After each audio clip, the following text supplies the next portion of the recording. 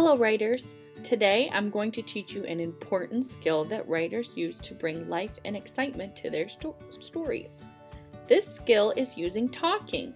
When a writer makes his or her characters say words and talk to each other, we call this dialogue. Writers use dialogue to make their writing interesting and to make the reader feel like they are really there. Let me show you an example of how I use dialogue in my stories. In this story, I wrote, two characters are working together to bake a birthday cake. Listen to me read the story without any dialogue. That means the characters are not talking to each other. Here we go. Sam and Maya were baking a birthday cake. Sam's job was to stir the batter while Maya poured in the ingredients. They couldn't wait to eat their tasty cake when it was done. My story sounds all right, but now watch me make it even better by adding dialogue. I will pour the ingredients in if you stir, said Maya. Okay, said Sam. This birthday cake is going to be so delicious. I know, said Maya. I can't wait to eat it. Did you see and hear how I used dialogue this time? You might have noticed the quotation marks in the story. Quotation marks go around the words that the character is saying. They show when someone is speaking. You can see them here in pink. Did you like this book? Has quotation marks around it.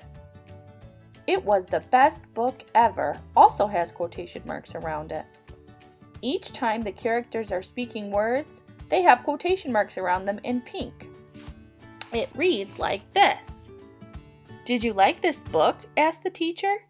Tim replied, it was the best book ever.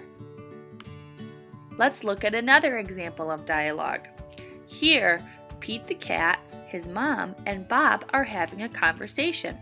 Notice as I read that when each character is talking, there are quotation marks around their words. There is no school today, says Pete's mom. It's a snow day. Hooray, yells Pete. Let's go sledding, says Pete. Great idea, says his brother Bob. Do you see how dialogue brought this scene to life?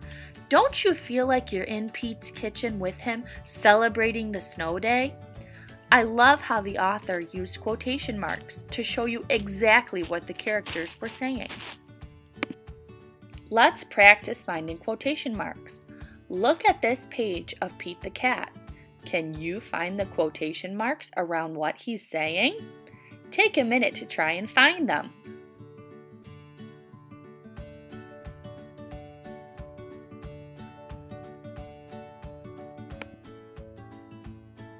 Did you find the quotation marks? Look at the bottom of the screen. I underlined them in pink. This page sounds like this. Pete put on his hat, boots, and mittens. I'm ready to go, he says. Now it's your turn to try and think of some dialogue. Look at this picture. A boy with a bike and a girl are talking in a place. It looks like they might be at a beach or someplace warm. Can you think of something they might be saying to each other or what they might be talking about? Take a few minutes to try and think of what they might be saying in their conversation. What would you write into their speech bubbles? How would you use dialogue to make this conversation and this scene come to life? Take a few minutes to jot down your ideas on a sticky note. Press pause and see if you can try to write some dialogue for each character. Don't forget to try using quotation marks at the beginning and end of what they're saying.